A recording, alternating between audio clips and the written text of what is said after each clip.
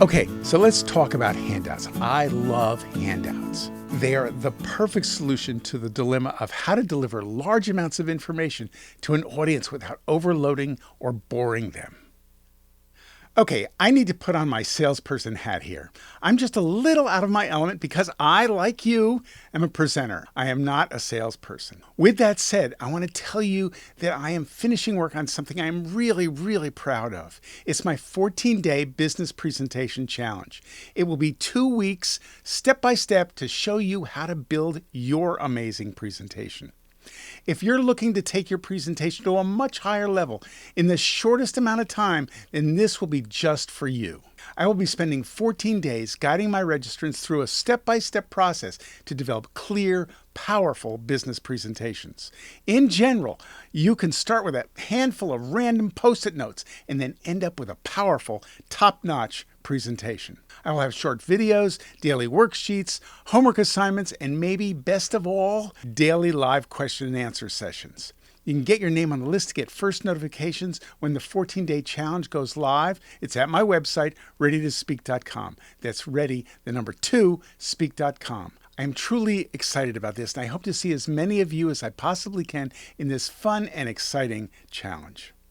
Handouts are a speaker's secret weapon. When done correctly, they're a valuable resource in the speaker's toolbox, especially for those who must deliver detailed content to their audiences. Engineers, medical personnel, scientists, teachers, or any presenter that is called on to deliver data-heavy presentations will love using handouts to solve the information overload situation. There are generally 3 ways presenters have of delivering their information. Number 1, their voice and their presence. This is generally why we're in a room listening and watching a live presentation.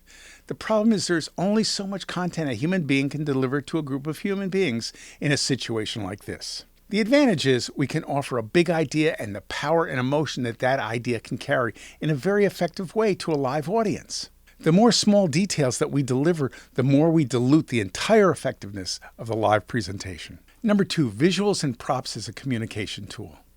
The limitation here is similar to what the presenter is up against with their oral remarks. In a normal length presentation, say under 90 minutes or so, there's only so much actual information that can be delivered via visuals or with props. The audience can be quickly overwhelmed with data and word-heavy slides. Additionally, the more the audience focuses on the visuals, the less they will pay attention to the presenter. And number 3, the communication superstar, handouts.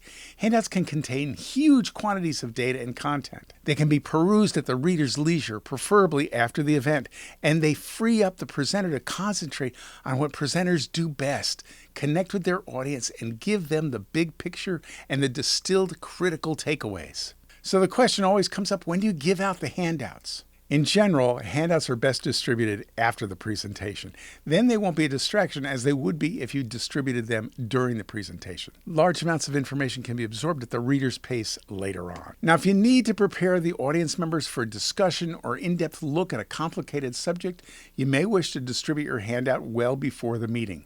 Avoid giving them a major reading assignment via handout as they walk in the door. It could easily become another distraction to your presentation. There are times when it is best to give the handout or other printed material at the very beginning or during your presentation. Consider distributing a worksheet just before you're going to walk through it with your attendees. The same holds true if you have a longer event like a workshop. Don't distribute materials too early. Instead, give them their handouts or workbooks when you're ready to begin that portion of your presentation. It's really a matter of keeping control of your group's concentration and focus.